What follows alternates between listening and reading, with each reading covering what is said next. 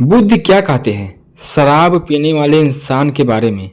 शराब छोड़ो, खुद को बचाओ। बुद्ध ने कभी शराब पीने वाले को गाली नहीं दी। उन्होंने सिर्फ इतना कहा, जो इंसान अपनी चेतना खो देता है वह अपने जीवन की दिशा खुद ही खो देता है।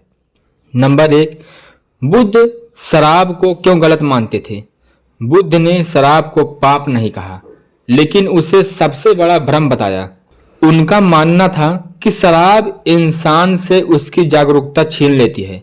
जब चेतना कमजोर होती है तब इंसान सही और गलत का फर्क भूलने लगता है। बुद्ध के लिए सबसे जरूरी चीज थी होश में रहना, क्योंकि बिना होश के इंसान अपने कर्मों का जिम्मेदार नहीं रह पाता। नंबर 2, शराब और सोच का पतन। बुद्ध कहते थे कि जो चीज इंसान की सोच को धुंधला कर दे वह उसे धीरे धीरे नीचे ले जाती है। शराब पीने के बाद इंसान वही करता है जो सामान्य हालत में नहीं करता।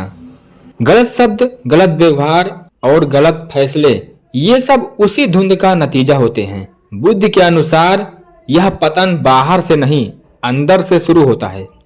नंबर 3, परिवार सबसे पहले टूटता है।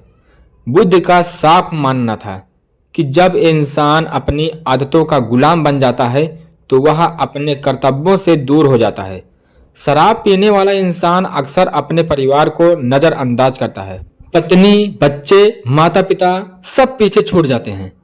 बुद्ध के लिए यह सबसे दुखद स्थिति थी, क्योंकि परिवार इंसान की पहली साधना होती है। नंबर 4, शराब और हिंसा का रिश्ता। बुद्ध ने देखा था कि नशे में इंसान का क्रोध बढ़ जाता है। छोटी बात पर बड़ा झगड़ा, गुस्सा, मारपीट, ये सब नशे की देन है। बुद्ध अहिंसा के पक्षधर थे। उनके अनुसार जो चीज इंसान को हिंसक बनाए वह उसे कभी सुख नहीं दे सकती। शराब इसी हिंसा की जड़ बनती है। नंबर 5, धन का नाश और आत्मसम्मान की गिरावट। बुद्ध कहते थे कि जो धन विवेक के बिना खर्च होता है वह दुख लाता है।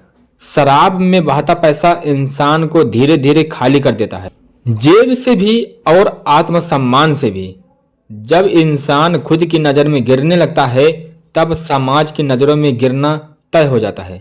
नंबर 6, बुद्ध ने शराबी को कैसे देखा? बुद्ध ने शराब पीने वाले को बुरा इंसान नहीं कहा, उन्होंने उसे भटका हुआ कहा। उनका मानना था कि यह इंसान गलत रास्ते पर है लेकिन सुधर सकता है। बुद्ध की करुणा यही दिखती है। वे दोष नहीं देखते थे, वे समाधान देखते थे। नंबर 7, छोड़ने की शुरुआत कहाँ से होती है? बुद्ध कहते थे कि बदलाव बाहर से नहीं, भीतर से शुरू होता है।